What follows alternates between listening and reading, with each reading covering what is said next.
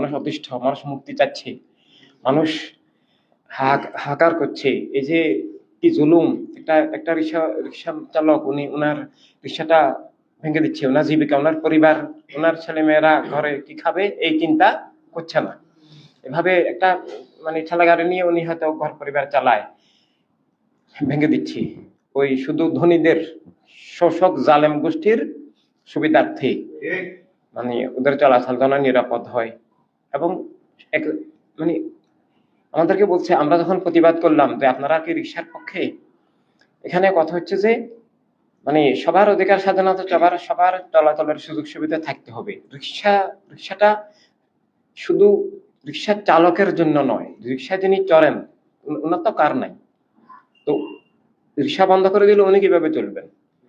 বাস না, পর্যাপ্ত বাস নাই, দাঁড়ানোরও জায়গা পাওয়া যায় না, মা বোনরা বাসে উঠতেই পারে না, এরকম।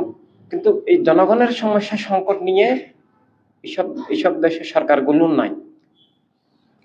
ওরা আছে ধনিক শ্রেণী, বণিক শ্রেণী, মানে যারা ওই শোষক শ্রেণী, জালেম শ্রেণী, লুটেরা শ্রেণী, ওই যে এসব ডাকাতদের স্বার্থ রক্ষা করা, ওদের জন্য রাষ্ট্র গরিবদেরকে জুলুম করবে, শোষণ করবে, লুট করবে, অথচ প্রতিটি মানুষ থেকে ট্যাক্স নিচ্ছে। এখন পরোক্ষ ট্যাক্স তাই বেশি কার্যকর ভাবে নেওয়া হয়, ভ্যাটের মাধ্যমে। কেউ 1 কেজি মিষ্টি কিনলেও সেখানে তাকে ট্যাক্স দিতে হচ্ছে, এভাবে ভ্যাটটা সেখান থেকে কাটছে। সবকিছু এভাবে হচ্ছে, কিন্তু এই জুলুম ইসলামের বিপ্লব ছাড়া জুলুম, কোন রকমের জুলুম দূর হবে না। জুলুমের অনেক স্তর আছে।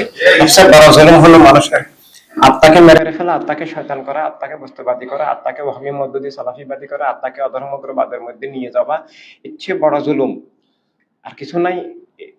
আত্মা নষ্ট হলে সারা পৃথিবীর মালিক হলেও, পৃথিবীর সব ডলার পাউন্ড স্বর্ণ রূপা হীরা মুক্তা সবকিছুর মালিক হলেও জীবনের কুকুরের প্রস্রাবের মূল্য নাই, শুকুরের প্রস্রাবের মূল্য নাই, আরো নিচে কিছুই থাকবে না, সব ধ্বংস হয়ে যাবে, সব অলিক, তার অস্তিত্বটাই মিথ্যা এবং শয়তানের অস্তিত্ব, সে জাহান্নামী।